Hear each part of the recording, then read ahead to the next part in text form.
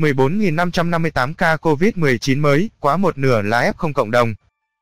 Ngày 6 tháng 12, số ca mắc mới COVID-19 tiếp tục gia tăng, với 14.558 trường hợp được ghi nhận ở 59 tỉnh thành, trong đó 8.227 F0 cộng đồng.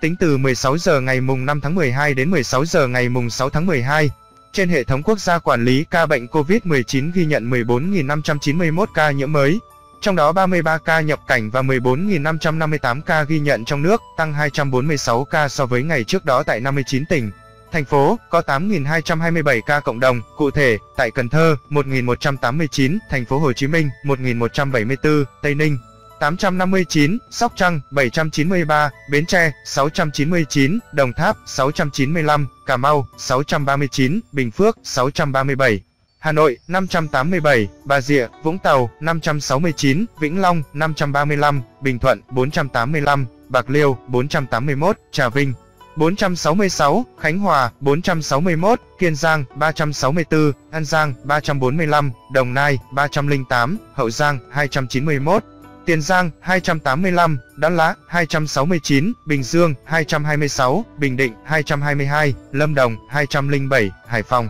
154, Bắc Ninh, 136, Đà Nẵng, 125, Gia Lai, 111, Long An, 103, Đắk Nông, 102, Hà Giang, 100, Thanh Hóa, 82, Hưng Yên, 63, Quảng Ngãi, 63, Thái Nguyên, 62, Thừa Thiên Huế, 61, Quảng Nam, 60, Phú Yên, 59, Nam Định, 53, Quảng Bình, 51, Hải Dương, 48, Ninh Thuận, 44, Vĩnh Phúc, 41, Tuyên Quang, 37, Lạng Sơn, 34, Phú Thọ, 33, Thái Bình, 29, Yên Bái, 26, Quảng Trị, 26, Hà Tĩnh, 20, Hòa Bình, 12, Bắc Giang, 10, Lào Cai, 7, Ninh Bình, 6, Hà Nam, 5, Cao Bằng, 3, Sơn La, 2, Quảng Ninh, 2, Điện Biên, 2, trung bình số ca nhiễm mới trong nước ghi nhận trong 7 ngày qua là 13.961 ca ngày. Như vậy kể từ đầu dịch đến nay Việt Nam có 1.323.683 ca nhiễm, đứng thứ 35 phần 223 quốc gia và vùng lãnh thổ, trong khi với tỷ lệ số ca nhiễm 1 triệu dân, Việt Nam đứng thứ 149 phần 223 quốc gia và vùng lãnh thổ, bình quân cứ 1 triệu người có 13.427 ca nhiễm. Trong đợt dịch thứ 4, từ ngày 27 tháng 4 năm 2021 đến nay, số ca nhiễm mới ghi nhận trong nước là 1.318.381 ca, trong đó có 1.007.590 bệnh nhân đã được công bố khỏi bệnh. Các địa phương ghi nhận số nhiễm tích lũy cao trong đợt dịch này: Thành phố Hồ Chí Minh 479.483, Bình Dương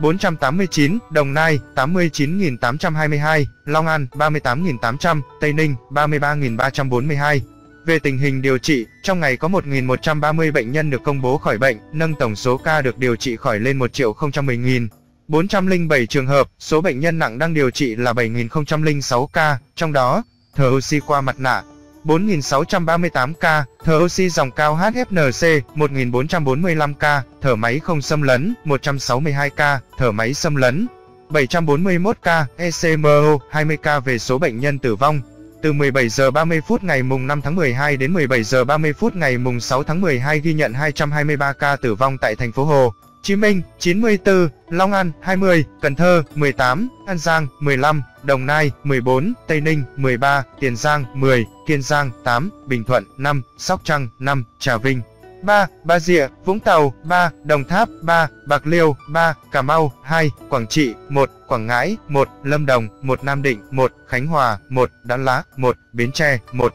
Trung bình số tử vong ghi nhận trong 7 ngày qua là 201 ca ngày. Tổng số ca tử vong do COVID-19 tại Việt Nam tính đến nay là 26.483 ca, chiếm tỷ lệ 2% so với tổng số ca nhiễm.